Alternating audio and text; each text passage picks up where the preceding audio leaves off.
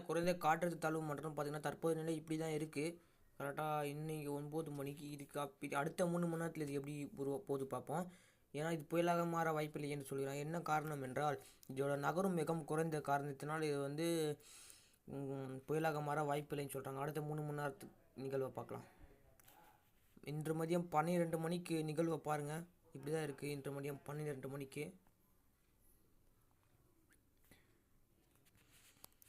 அடுத்து 3 மணி நேரம் 3 மணிக்கு இன்று மதியம் 3 மணிக்கு வலு இழக்க ஆரம்பிக்குது.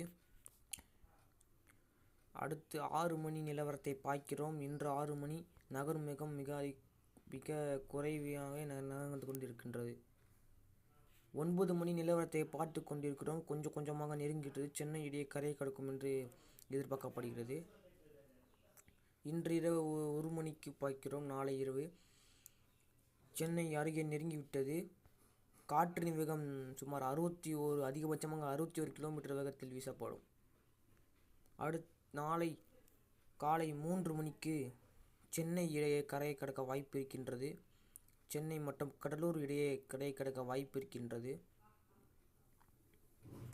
அடுத்த நாளை காலை 6 மணிக்கு கரையை கடக்கின்றது. 3 மணி நேரமாக காற்றின் வேகம் சுமார் 62 கிலோமீட்டர் வரை இருந்து கொஞ்சம் கொஞ்சமாக வலு இழக்கின்றது. நாளை காலை 9 மணி நிலவரத்தை பார்க்கிறோம்.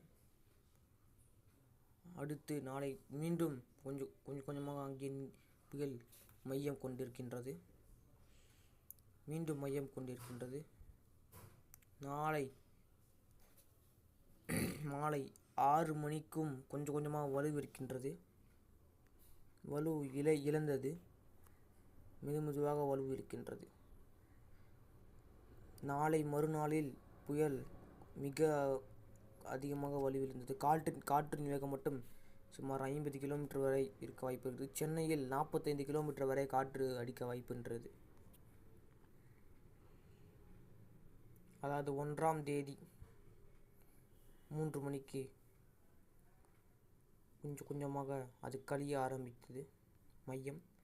1ஆம் தேதி 6 மணிக்கு கொஞ்சம் கொஞ்சமாக இதுவாகிறது, வலு எடுக்கிறது. அதுவரை சென்னையில் மழை பெய்யும் என்று சென்னை வானிலை மையம் அறிவித்துள்ளது. 1ஆம் தேதி மதியம் 12 மணி நிலவரத்தை பார்க்கிறோம். 1ஆம் தேதி மதியம் 3 மணி நிலவரத்தை பார்க்கிறோம். 1ஆம் தேதி மாலை 6 மணி நிலவரம் கொஞ்சம் கொஞ்சமாக கிழக்கு திசையில் நகர்கிறது. வடகிழக்கு திசையில் மையம் கொண்டிருக்கின்றது. வலு எடுக்கின்றது கொஞ்சம் மெதுவாக. 2ஆம் தேதி காலை 3 மணி நிலவரம். 2ஆம் தேதி காலை 6 மணி நிலவரம். 2ஆம் தேதி காலை 9 மணி நிலவரம். மையம்